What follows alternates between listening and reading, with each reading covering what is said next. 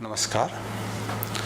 बिहार पर जो विचार चल रहा है उस पर हम शोर पर चर्चा कर रहे थे। बिहार में इस विषय पर चर्चा ज़्यादा ज़रूरी है तब जब कि शिक्षकों की जो अध्यापन का कार्य करते हैं, जो प्रदेश और देश का भविष्य बनाते हैं, उनकी जायज़ मांगों को भी शोर में दबा दिया जाए, उनको भूखे मरने के लिए छोड़ दिया जाए, 9 महीने से तनख्वाह न दी जाए, तब भविष्य क्या होगा प्रदेश का। बिहार हमें ध्यान आता है कि चाणक्य आए थे और शिक्षक का अपमान किया गया था, तो न केवल बिहार का साम्राज्य बदला था बल्कि भारत की दिशा और दिशा बदल गई थी। तो शिक्षक मजबूर नहीं है, शिक्षक बदलाव की भूमिका ला सकता है। इस शोर से कैसे मुकाबला करें, यहाँ सुशासन कैसे लाए, छात्रों का भविष्य, देश का भविष्य कैसे बनाए, इस शिक्षकों के हाथ में है। तो हाथ पे हाथ धरे बैठ जाएं शिक्षक, उदास हो जाएं और मीडिया के 24/7 के शोर में दब जाएं, तो फिर दुर्दशा निश्चित है। तो प्रयास कुछ और करने होंगे, सीधे सीधे जो सत्ता करती है कि आप कुछ मांगे तो हम सर्कस दिखा दें, हम शोर दूसरा मचा दें। उन्हीं की आवाज़ में आप बात करोगे तो उनकी ताकत बहुत ज़्यादा है मीडिया की। इस बात के लिए 3-4 बातें ध्यान रखना बहुत ज़रूरी है। तो मेरा शिक्षकों से निवेदन है बिहार के कि जब शोर को संगीत में परिवर्तित करें, शोर को सुव्यवस्था की तरफ ले जाने वाला एक कारक माने या विकारक माने, तब जो 3-4 चीज़ें प्रयोग हुए पूरी दुनिया में और जिस पे आज सारा मीडिया और सारे नियंत्रण करने वाली एजेंसी काम कर रही हैं, उस पर ध्यान देना ज़्यादा ज़रूरी होता है। पहला प्रयोग एक कॉग्निशन थ्योरी का हुआ जो कुत्तों पे हुआ कि आप उनको रोटी दो, उनको लार आती है। महीनों तक कुत्ते को रोटी देते रहो और साथ में घंटी बजाते रहो, तो फिर घंटी बजाने पर लार आने लगती है।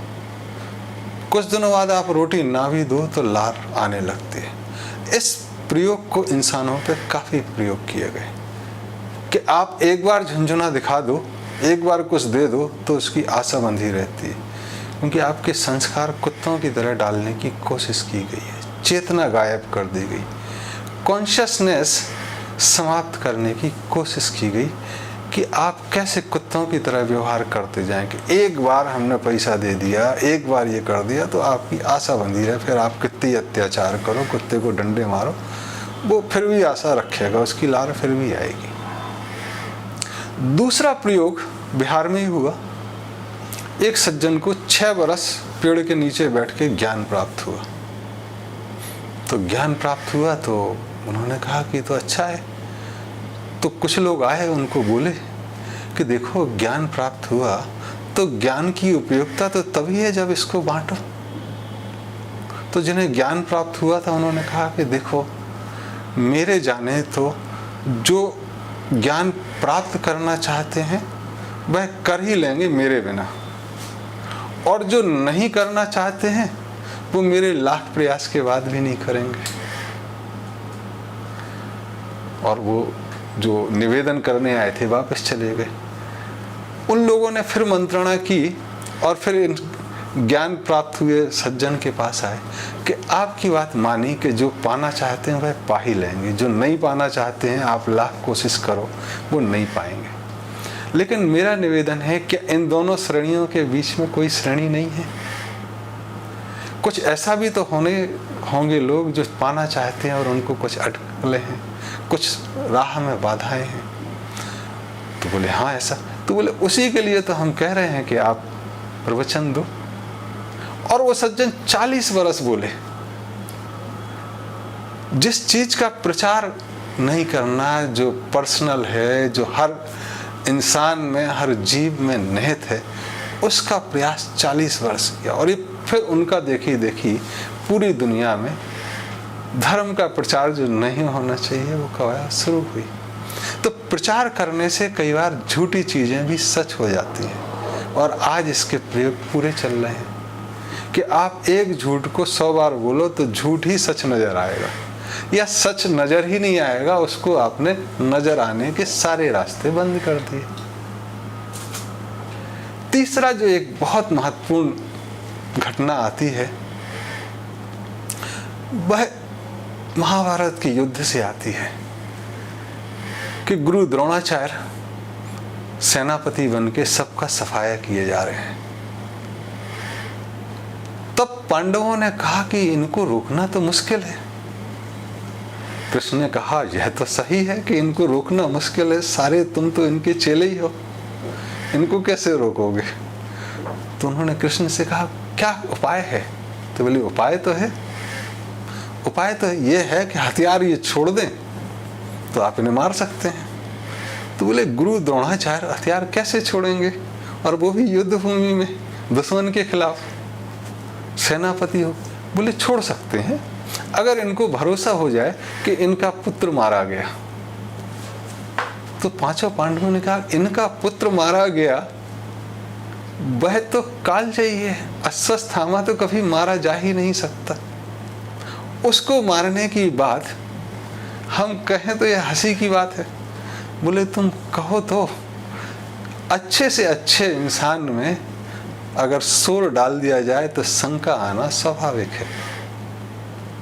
तो उन्होंने कहा फिर? बोले शंका आ जाएगी तो वे समाधान के लिए आएंगे। तो समाधान के लिए कहाँ जाएंगे? कि उनको दूर कर दो कि वो अपनों से दूर हो जाएं। तब वह युधिष्ठिर जी आपके पास आएंगे, क्योंकि आपको उन्होंने चेला बनाया और आप सत्य बोलने के लिए प्रसिद्ध हैं। तो बोले हम झूठ कैसे बोलेंगे? बोले हम कहाँ बोल रहे हैं आप झूठ बोले, आप सत्य बोलना। और भीम को कहा कि वो देख रहे हो हाथी, उसका नाम पता है?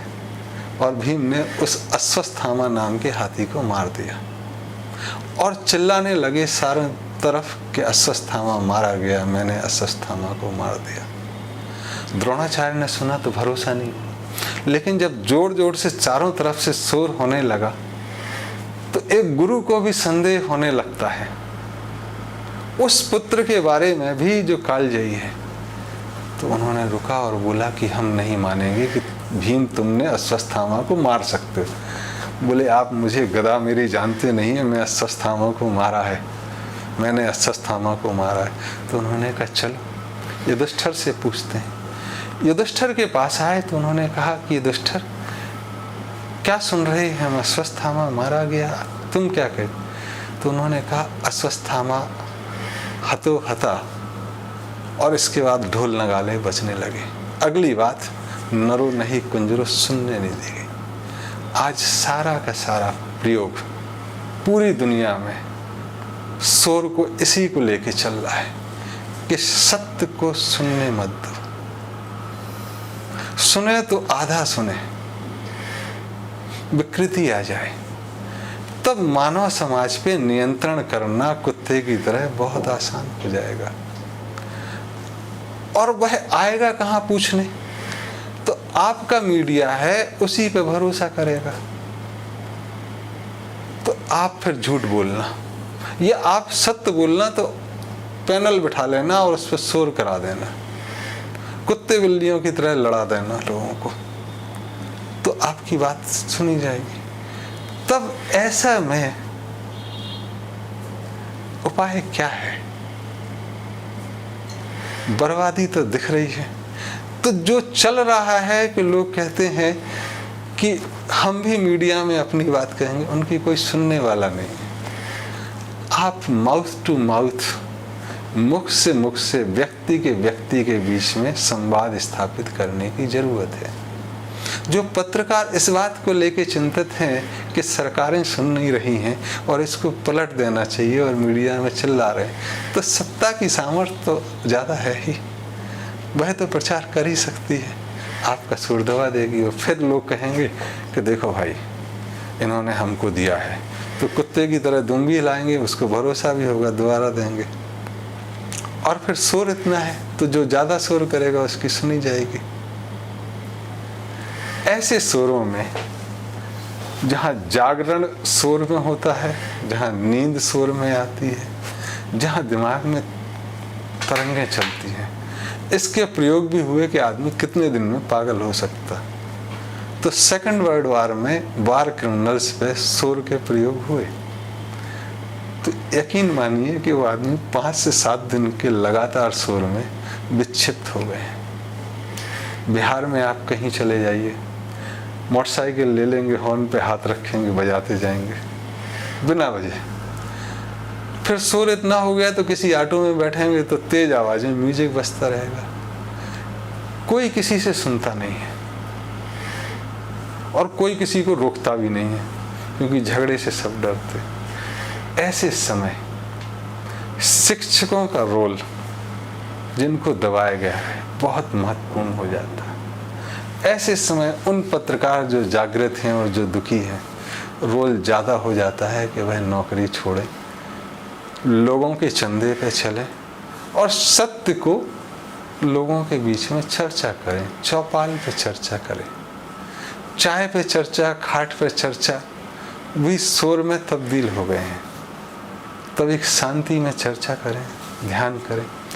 और अंत में इतना कहूँगा कि जब ये प्रभु ने किया है और लोग उसी की नकल कर रहे हैं महाभारत की, तो प्रभु से ही निवेदन है कि चीज़ों को ठीक करें। धन्यवाद, धन्यवाद।